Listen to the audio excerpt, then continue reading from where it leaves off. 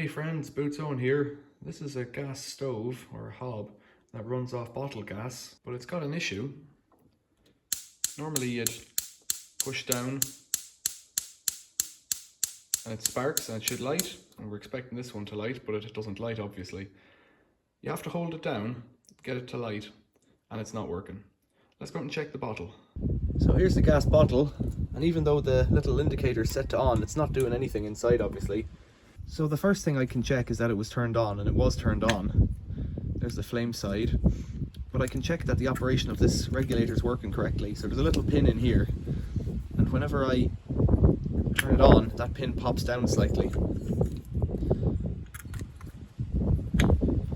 So that's the first thing. Turning this up just pulls the pin up out of the way. Second is I can check that there's gas in it, and lifting it up I can tell that there is. It's heavy. Give it a shake, I can hear the gas. I can do this with a key, you're not supposed to do this. There's gas in there. That's the problem. So whenever I give this a wiggle, I can hear water in there. So it looks like because of the way this was lying, somehow water is getting in here, probably just through the top and filling up this pipe. I don't know if you can hear that, but it definitely sounds like there's water in it. And that's just blocking the gas getting up. So I unscrew this Jubilee clip here with a flat bladed screwdriver.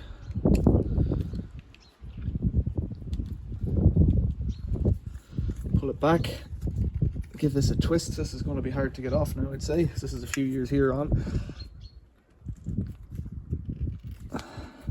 It may be that I need to cut it off and make it shorter. So a sharp Stanley knife is the answer here, I think.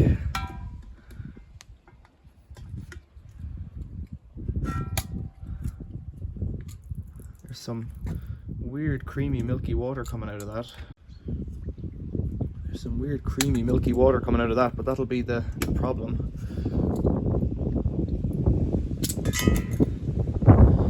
There's corrosion. There's corrosion on the inside of that regulator.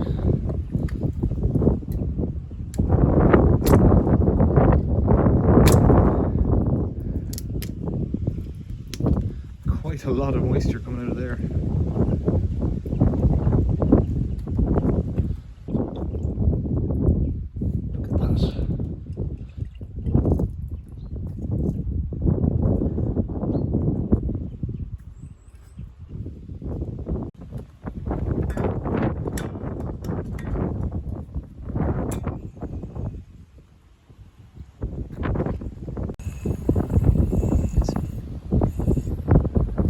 It's very windy, but you might be able to hear it kind of gurgling out at low pressure, which is right, but it shouldn't make that gurgling noise. So I'll take it off and dry it out. So I considered this, and I thought about what I was doing with getting one of these regulators and trying to dry it out and all that. I thought that'll be fine, but the issue that I have is if there's any moisture in it, it pushes that moisture, the gas pressure will push that moisture up into the cooker. And I've seen before where the cups where the jets sit in the cooker, they get corroded, and so I thought, for the sake of a few quid, in this case that much, well, I might as well just splash out on a new one. And they're a new shape, and what they've done on this one here, the older type, the top was crimped down around, and I don't know if moisture's getting up in there, and it could be with wind because it's a very exposed place where I am. But this one, they've put this little cap on top, so instead of being crimped down, it's crimped up. That would get water. It says protect from rain, but then they put this cap on it. Now, protect from rain is great, but most of these things live outside, so I don't know if that's going to give any protection. I think what I need to do is wrap it in a plastic bag and tie a piece of string around it or something, but then you get different kind of moisture from condensation. So let's get this fitted. It's a very simple job now. So back over here, there's a bit of stuff in that pipe. We're going to have to live with that. I'll give it a flick, but there's nothing coming out, and it's been draining down for a couple of hours now. Slip on the Jubilee clip, put a little lick on that there just to help it out. What I mean is I've put a little bit of lick of spit on that so that it slides on freely. Tighten up this clip again.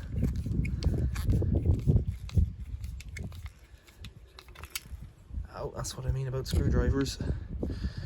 Didn't get me that time. Right, let's see if it works.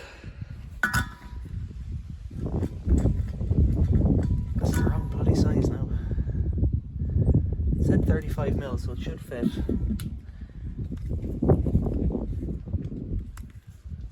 Doesn't seem to be coming up properly. What am I doing wrong? That's it. You have to have it in the correct off position to get this to retract properly. So, still there? Yeah, there we are. Put it on, clip it, turn it on. I heard a little puff of gas, and hopefully when we go back inside it'll light. So I'm back in at the hob now and all should be well. Let's see. Just have to purge up through the pipe. We shouldn't be fighting any water now this time. Sometimes it speeds it up if I do the big ring as well. There's the big ring coming on, that's good. There's the small ring. And if I let go of those, the thermocouple should take over. That's the ring on the back left there going on. That's the ring on the back right. All four are on. They're all burning properly. There's no orange or very little orange in the flame. So with all four burning, I'll just do a check, turn them all off, and listen to see if the thermocouples are working. There should be a clunk in a second.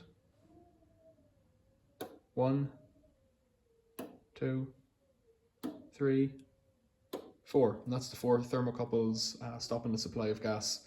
So if the flame had gone out, even if the gas was still turned on, like this here, it's turned on, but there's no gas coming out until you push it down to override that thermocouple. And so you push it down, it sparks and lets the gas out. And until the thermocouple heats up, it won't let the gas stay on. So turn it off, wait a few seconds, and we'll hear that clunk again. In a second. There it is, and that's it. So that's how you put a new reg on it. You could, of course, dry out the old reg. Depends on the hassle you want in your life. Questions or comments, leave them below. This video is not made in the UK, so don't leave all the comments that are really helpful about doing things for yourself and being a self-sufficient individual in the UK. Thanks for watching. See you later.